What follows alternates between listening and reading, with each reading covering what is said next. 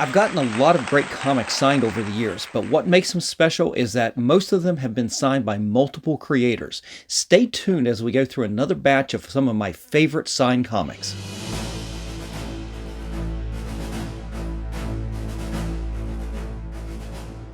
Welcome back, comic book fans. This is Rusty again with Collector Auctions, and this is the third in a series of some of my favorite signed comics. Now, in this series, what I'm doing is I'm spotlighting some of my favorite signed comic books that I've gotten over the years. But like I said in the intro, what makes these special is that over the course of the last 30 some plus years, I've gotten multiple creators to sign these books, sometimes at the same convention and at other times decades apart. And all of them have a special place in my heart because I've enjoyed meeting these creators and talking with them. And especially when I get a chance to meet some of my childhood idols like Sal Buscema and Chris Claremont, those have been some special moments. So that's what this series is all about. So thank you again for joining me for this type of episode. Again, this is the third in this kind of series that we will continue to work in throughout the year. So let's get into the books. Let's talk about this batch of books today. These are some really good books, and I've got a special one at the very end that I'll show you some special something's associated with that book at the very end as well. So stay tuned for that for the last book in this series today. But before we begin, definitely hit that like, slap the subscribe, and click on that notification bell so you won't miss out on each of my episodes I put out each and every week, Mondays and Fridays at 10 a.m. All right, guys, sit back and let's enjoy these comics. All right, so the very first comic I have today is actually a reprint facsimile type book. It is one of those Millennium editions from DC Comics that they put out probably in the early 2000s. I know that this one came from June of 2000. It is Detective Comics number 395. It reprints the first appearance of, the first team up of Denny O'Neil and Neil Adams on Batman. And this is a book, I don't have the original, but I definitely had this right here. And when I got a chance to get both Denny O'Neil and Neil Adams at the same convention back in the day, again, most of these at this time period are coming from the Baltimore Comic Con, my only con that I would go to during the year. In fact, that was the only time that I really was focused on the hobby other than my monthly new books that were coming in. And I definitely got both of those at con, and I don't know if it was at the same con or the same year, but there's also a third signature on here. So it's not only Neil Adams, it's not only Denny O'Neil, but it is also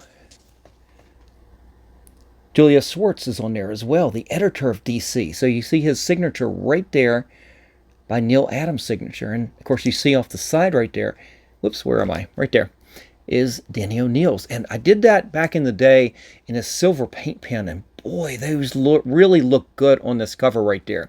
Now, I don't mind that this wasn't the original comic because this glossy cover gave a beautiful surface to sign. And again, wasn't worrying about the books, the originals. I wasn't worried about, oh, it's not the original. I was worried about I was wanting to get things signed, and this is just a beautiful presenting copy, even if it is a facsimile reprint. Well, I guess technically it's just a reprint because with the Millennium Edition cover here, you got the foil seal up here. It's not quite a facsimile, right? But what a great book to get signed, even if it is this kind of edition. But you're never going to get this signed again. Neil Adams passed away a year ago, and Denny O'Neil, the same thing. I would imagine Julius Schwartz is no longer with us too. I don't know that for a fact. I didn't look that up. But I know many years ago he was at the Baltimore Comic Con one year. And I'm pretty sure, I bet you, as I start to talk about this, I do recall a little bit. I think I actually got Julius Schwartz to sign this first, because when he showed up at the con, I'm sitting there going, well, I don't have a lot of Silver Age Batman or DC books to get signed. I don't have that in my inventory. What do I have? And that's probably where this came from, was, wait a minute, he was the editor on this right here. I've got these kind of books. Let's pull that out. And I think I have actually got the first appearance, a facsimile of the first, maybe it was Millennium, I'm not sure, of Batgirl. And I think I have that signed as well. I have to go back and look. But Yeah, we'll have to see. That's a book I probably could have pulled out for this show as well, but again, I'm focusing more in this series on books that I've got multiple creators to sign. And this right here was the perfect example with the Julius Schwartz autograph as well. So, great book to have in the PC. I don't think you're going to find many like that out there. This, you want to talk about grading with that dark Millennium Edition border around this. Looks really good. Could be a candidate to go to CBCS at some point to have it witnessed, have it verified and then encapsulated. We'll see about that someday. But let's continue on with this theme of multiple signed books, just absolute favorites.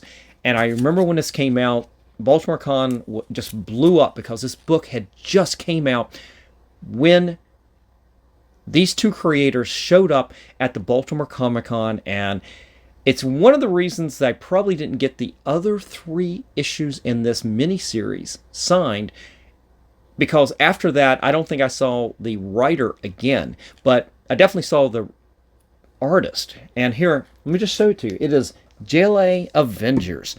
And we finally got that George Perez team up of Avengers and Justice League coming together.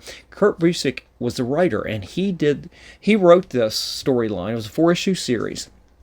And I remember this book had just came out right before the Baltimore Comic Con, and I ended up getting George Perez assigned. You can see it, right up there at the top. You can see it right up there.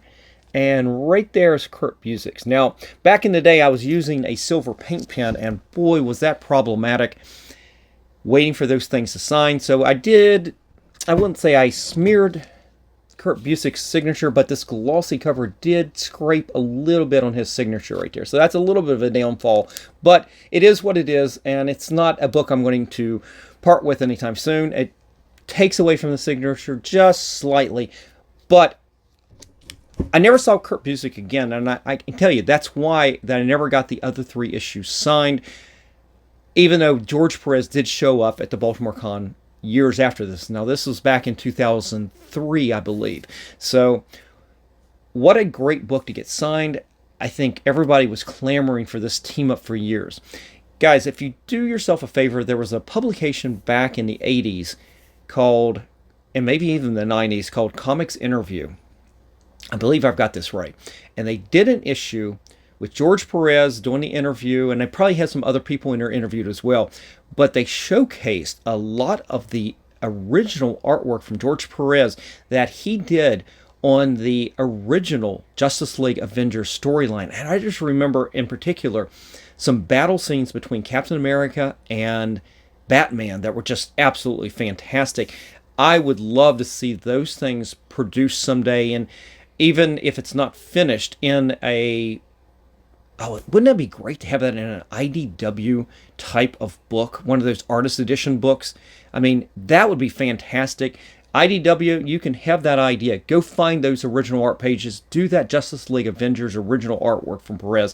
I will pay money for that. But in lieu of that, we've got this series that finally came out and has satisfied a lot of fans with that. All right, third book is a book that I think I mentioned over the course of time of collecting multiple signatures over time, sometimes decades. This is a case right here. This is one that I got signed back in 1989 by the cover artist, and it took years to finally get one of the writers. Let me just show it to you. It is Classic X-Men #1. And what do you have here? You have this beautiful, iconic Art Adams cover. Honestly, in my opinion, this right here is the most symbolizes Art Adams as the #1 piece of artwork I think he's ever done or ever will do. This right here, to me, this is Art Adams right here. You say the name Art Adams, this is what comes to mind. Even though he's done a million great things, this right here is top of my list. So, as you can see, there's no signatures on this cover. Let's open it up and I'll show you, because it isn't just Art Adams that's on here. And that's what makes this a little bit special.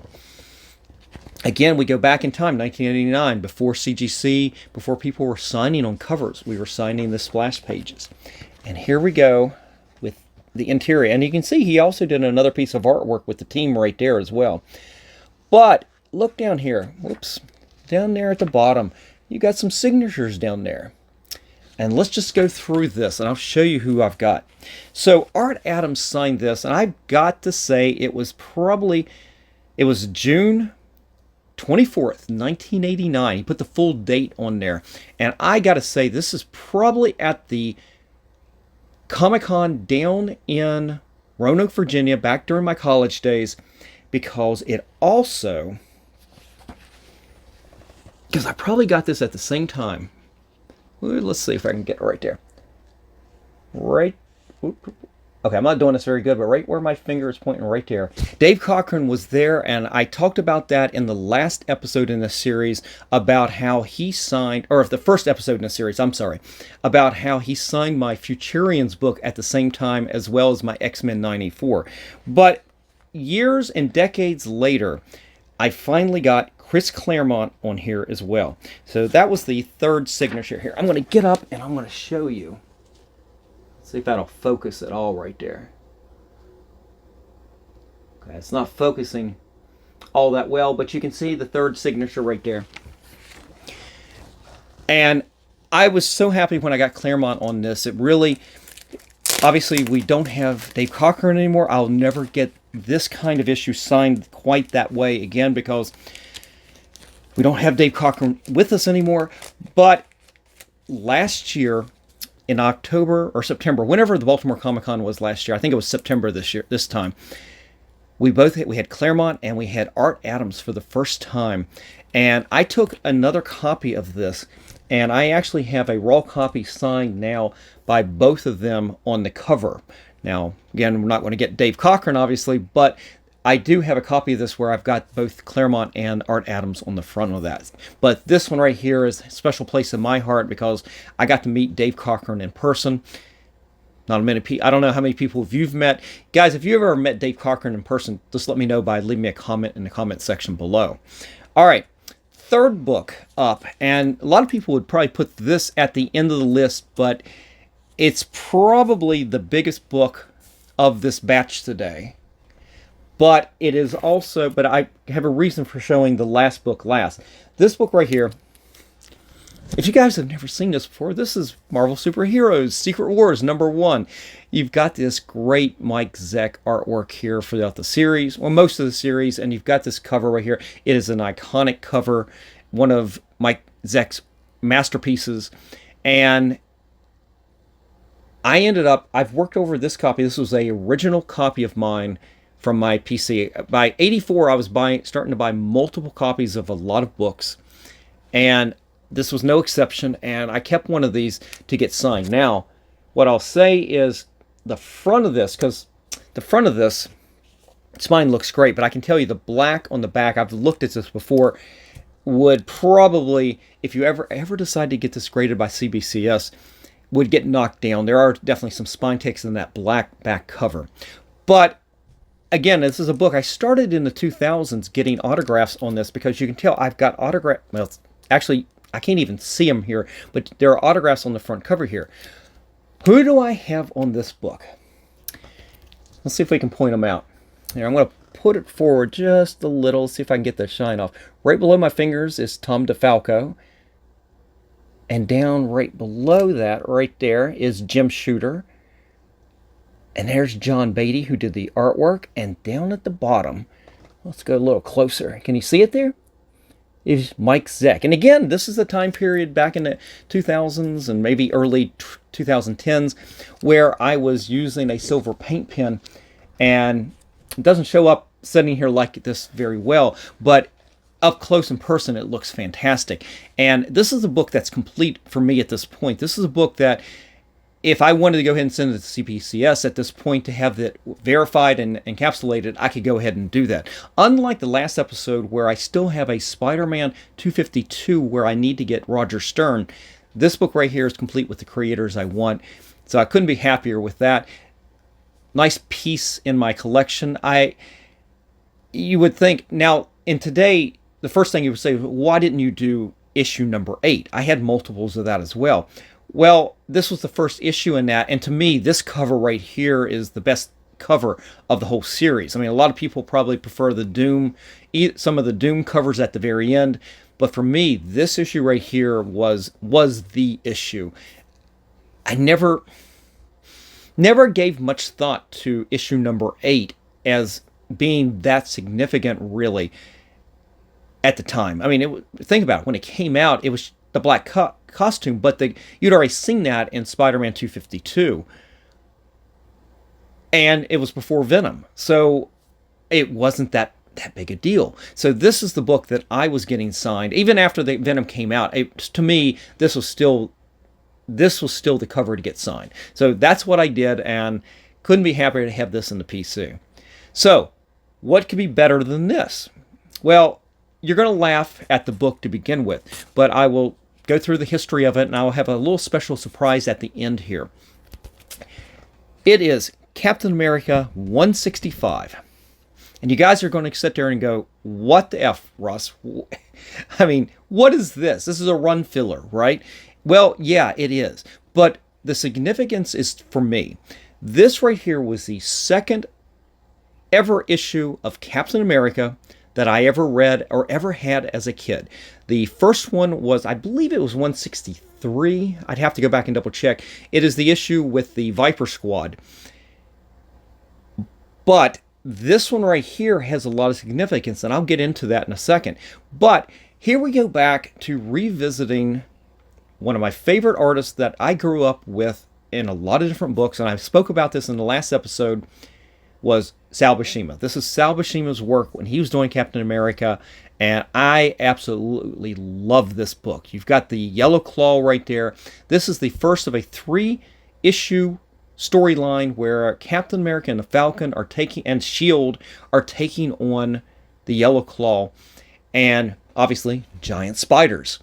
So what's the significance in this? Well, for me, as I said, the first part of it was it is such an early issue in my life of Captain America. I mean, this is the issue that really jump-started me loving Captain America and all the books, because right after this, you've got the introduction of Phoenix, who was later ended up becoming the second Baron Zemo. He was introduced in the book in 268 as the son of Baron Zemo. So it was already there, he was, but it was years later that he became the second Baron Zemo. Right after that, you've got the Secret Empire storyline. So some great Captain America, Sal Buscema stories written by the great Steve Englehart. So let me show you. Let's get into the autograph part of this. And this, again, just like in the last episode with that Avengers issue number 69, where it was the very first comic that I ever collected that got signed by Sal Buscema. Well, this one I got signed at the exact same time. Down there at the bottom, you've got the great Sal Buscema who signed this. This was not my original copy. I still have that. It's a reader copy these days, but I bought this book. This was a much better condition book. I bought this in the early 90s. And so I had him sign this. It's not, like I said, not the original I got him signed, but this was signed in the early 90s. And then a few years ago, at Baltimore Comic Con, was Steve Englehart. So I finally got him to sign this. So absolutely one of my favorite issues, just because brings me back to my childhood and what I loved about it. But again, you're going, Russ, that's still not significant enough to make that the last book in today's episode of these books. I mean, definitely the Secret Wars is better than that, right? Well, I'll give you the rest of the story. Well, I'll give you part of the rest of the story, because I'm going to save some of this for another episode for another day, where I will spotlight this just a little bit more. So this is going to be a tease for a future episode. Back in the early 90s, I was working at a small little ad agency here in Baltimore. I was getting paid peanuts. I look at the salary, and I was getting paid very little. So I had very little spare money to spend on things, spend on comics. Well, one of the things I did manage to pick up every so often was the comics Buyer's, is it Comics Buyer's Guide? Is that right? Is that that was the tabloid, right? I'm as I'm saying that, I'm thinking that's what it was. It was back in the day when it was a tablet form, kind of a newspaper form type of thing that it folded over into more of a magazine size once it was folded, but you unopened it. It was basically a big newspaper. And you had a lot of articles in there, but mostly it was ads. And when there was, you got tired of ads, you had even more ads. Well, in the back of the book, there was a little ad for original artwork for sale from this issue right here. And I'm going, oh my God, this is from my childhood. Can I get this? And before we had the internet, I don't even know if we didn't have email or anything. I had to write them. I think I might have called them. I don't remember the transaction on this, but I was able to buy the original artwork, some original artwork from this. Now I don't know if they had more and I just picked pages, or I picked everything that they bought, everything that they had. But this is what I bought. I bought the splash page, the second page in the book, a page that had neither Captain America or the Yellow Claw. It had policemen and giant spiders, and then 3 interior battle pages between Captain America and a Yellow Claw. That's what I bought. I don't think I spent more than $200 on the entire lot. The money piece, though, was this right here. This right here is the original artwork. Here, let me back it up to Captain America 165. This is one of the prizes in my collection. And as you, let's see if I can show it to you. And you might argue with this too. And I'm dropping the clips on here. Down here on the side, right there where my fingers are, right there, I got Sal Buscema back in the early 90s to sign that. And then when I said I met Steve Englehart a few years later, let's see, he did the same thing on the opposite side, right over here. He signed over here in the artwork. Now you guys might argue that that's defaming a piece of original artwork. But in my opinion, you've got the creators of that artwork. They're just adding to their legacy. That's my opinion on this. And so I was able, I didn't get Sal to sign all the pages because they did have a limit at the LCS. I regret that, not being able to get all of those. But I did everyone that I got Sal to sign, and I'm looking. I've got a wall up there. And as I said, we'll do this in a future episode, and I'll show off everything here. But I know I've got Steve Englehart on some of those other pages as well. So again, future episode, this is tease. I'll show you more of that artwork at that point. And maybe I'll take a photo of it, and I'll put it up here so you can see the whole thing instead of me just holding it around like this and not getting a good view of it. But for me, that's why this book right here has significance. It was, as I said, my second Captain America book, and the fact that I own, 6 pages, including the splash page from this book, makes it a special place in my heart. It will, I'll put it this way. How do you speculate on how much something like that is worth, just a splash page alone? Well, I did see a year or two ago where the original artwork, the original splash page artwork for the next issue in this sold on Heritage. And I spotlighted this artwork previously on this channel, and I had an offer. And I'm not going to get into prices, and I'm not going to drop any of that. But I'll put it this way, I had an offer on that. And mistakenly, I told my wife, and she was like, oh my God, why didn't you just take that? And I said, because, I'll put it this way, it was at least $8,000 under what that page was worth, based on what that other one had sold for. And I think that this page right here is better than the next issue. So, right there, awesome stuff. I hope that you guys really enjoyed that. I get a thrill showing some of this artwork. I can't afford this artwork these days. I mean, I hinted at some of the prices on that piece alone. I can't afford that. I'd never be able to afford that today, much less what the price on some of these other ones are. My taste are still there, but I just can't afford these kind of things. But I still pick up original artwork occasionally, but not anywhere where what I did back in the 90s when you could really afford a lot of the stuff. And again, I was not making a lot of money, so it was tough for me to spend that $200. But I'm so glad today that I did. It is a prize in my collection. I don't know if I'll ever part with it, but if I do, I know I'll do pretty good on it. But there you go. Guys, leave me a comment in the comment section. Let me know what you think about all the books today and what you think about the original artwork. I'd be curious to see what your opinions are on everything. And if you guys are ever interested on anything on the channel, definitely reach out to me at collectorauctions@yahoo.com or DM me on Instagram. You can also check out what I currently have for sale in my eBay store or on my Shortbox page. Definitely reach out and let me know if you're interested. And that's it for today. Thank you for joining me. I'll see you for the next episode. And remember, guys, every comic has a story.